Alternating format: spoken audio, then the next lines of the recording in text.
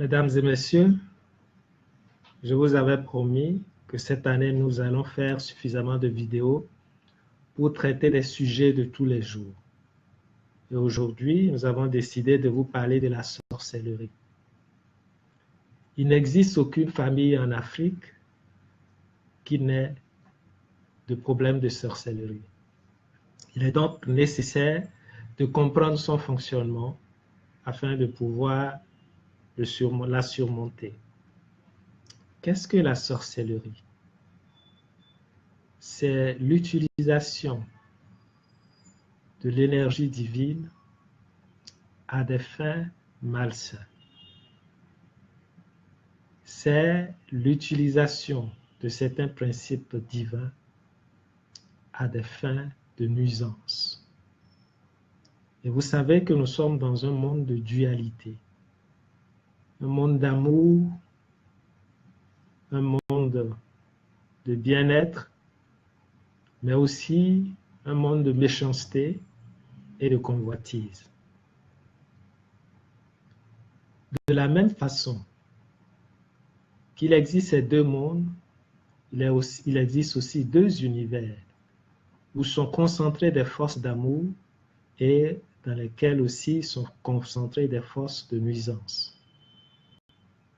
Si l'être humain, qui est fait à l'image de Dieu et qui doit travailler pour parvenir à sa ressemblance, regorge de l'énergie en rapport avec chacun de ces deux mondes, il est tout à fait clair qu'il ne peut pas se soustraire du monde d'amour s'il y est, ni du monde de la nuisance s'il y est aussi. Qu'est-ce qu'il faut donc faire? Imaginez-vous une maison de 14 étages. Les 7 niveaux supérieurs appartiennent au monde d'amour. Les 7 niveaux inférieurs appartiennent au monde du mal. C'est un exemple que je prends. L'être humain doit savoir aussi qu'il est conçu sur 7 plans différents. Et chacun des plans représente la nature d'énergie qui se trouve en lui. Soit cette énergie appartient au monde supérieur, soit il appartient au monde inférieur.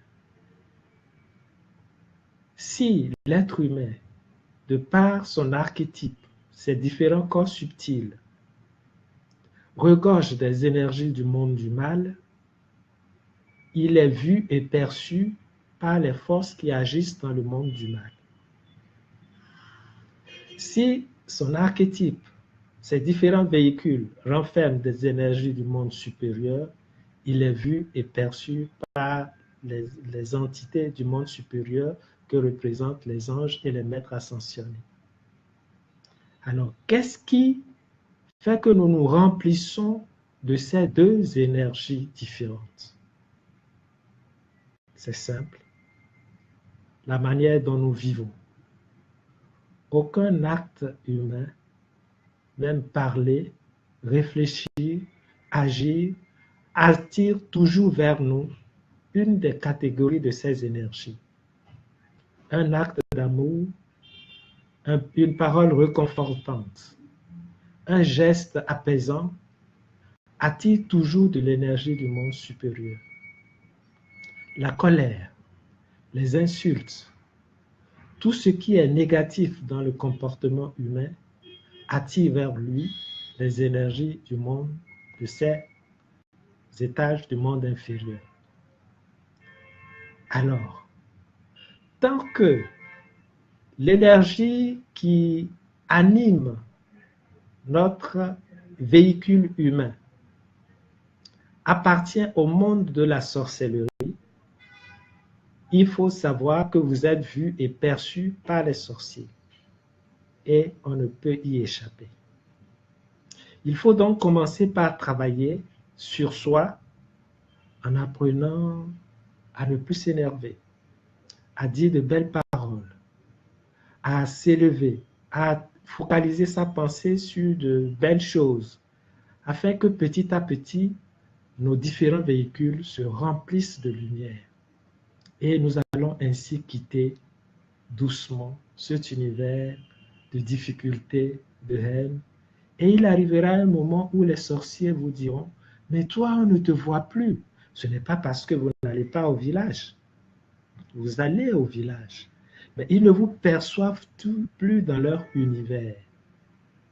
Il faut que nous travaillions pour quitter cet univers d'énergie dégradée, en commençant par dire de belles paroles, en commençant par dire de belles choses, en commençant par aimer, par pardonner et à attirer vers nous des énergies d'amour, des énergies de paix et de prospérité. Je vois certains qui disent, oui, moi je peux te sauver de la sorcellerie. On ne lutte pas contre la sorcellerie parce que c'est Dieu qui lui a donné pouvoir pour redresser tous ceux qui ne sont pas, qui agissent de manière qui vont à l'encontre de ces ordonnances. C'est Dieu lui-même qui lui a donné ce pouvoir. Il nous appartient de nous efforcer de quitter cet univers par des actes d'amour. Et vous regardez, que ce soit dans la Bible, le Coran, la manière, toutes les manières de faire, d'agir pour pouvoir quitter cet univers-là sont consignées dans la Bible, sont consignées dans le Coran et dans la plupart des livres saints. Il n'y a pas d'échappatoire. Et si l'Afrique doit sortir de cet univers, il faut que nous, Africains, nous commencions à savoir que le monde que tu es le monde que tu vois. Je vous remercie. Si cette vidéo vous a plu, mettez-moi un petit j'aime. Merci.